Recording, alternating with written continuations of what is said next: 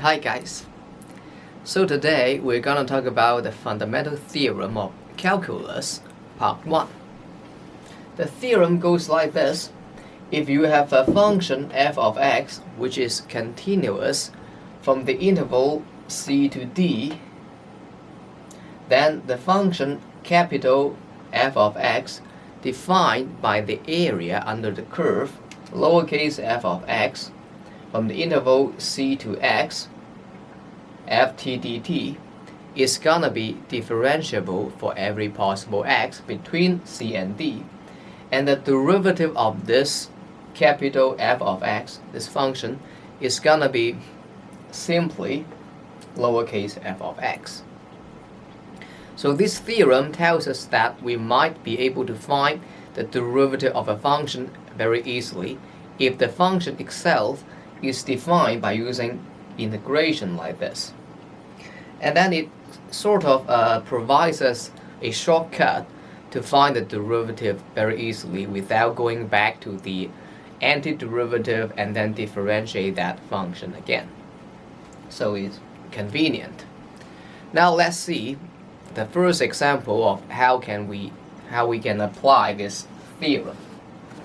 Firstly, we look at the function g of x defined by the integration of from 0 to x square root of 2t plus 1 dt. And then we are asked to find the g prime of 6. Now this function is defined by using the integration, and then the inside function is square root of 2t plus 1, which is continuous everywhere. Not everywhere, but for all the x greater than 0, right? The domain is going to be like that. Then we can apply this theorem to find its derivative, which tells us that the derivative is just the okay, I'll answer that later. So the derivative is just gonna be the inside function, right? By applying this theorem. So it tells us that g prime x is just the inside function, and then we replace the t here with x. So we place the t here with x. So just 2x plus 1. Since we're gonna find g prime 6, so we just simply substitute x with 6. It's gonna be square root of 2 times 6 plus 1, which is square root of 13. Very simple.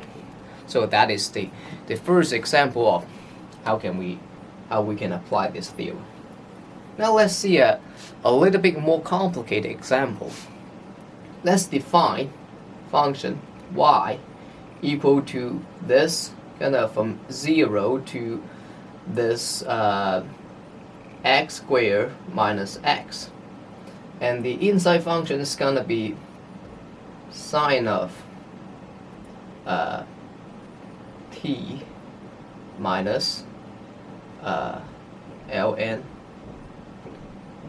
t, this dt. And then we are asked to find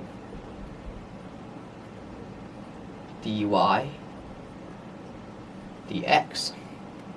So notice that the differences between this and the previous question is that the upper bound is not just simply x, and instead is replaced with the a function of x, which is x squared minus x here.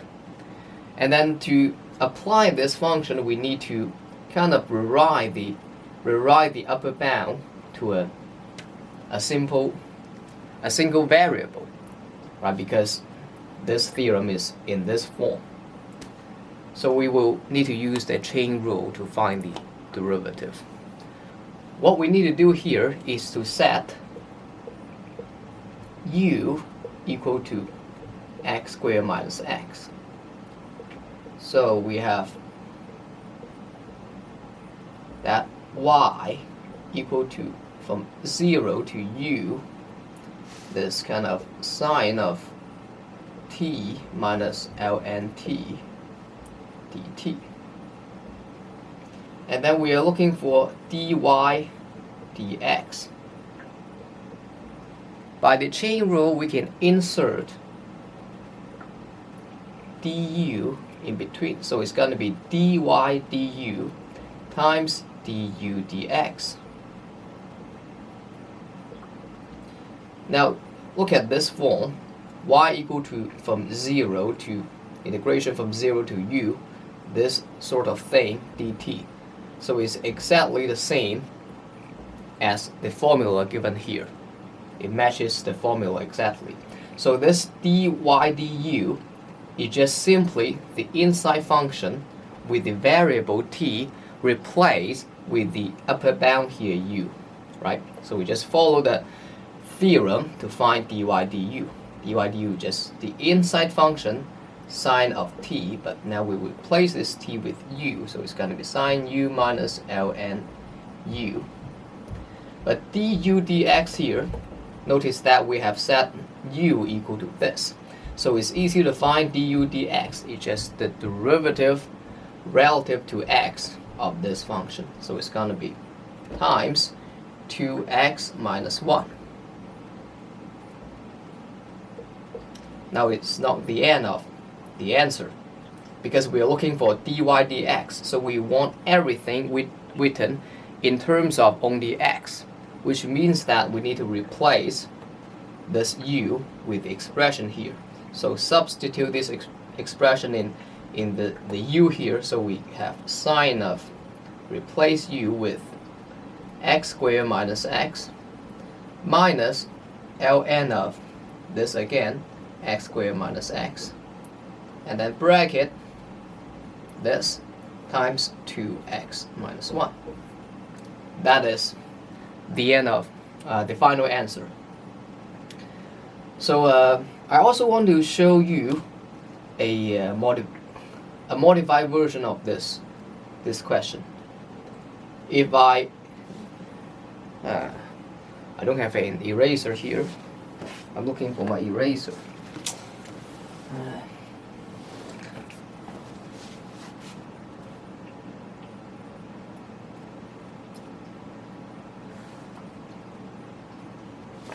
I just don't have an eraser.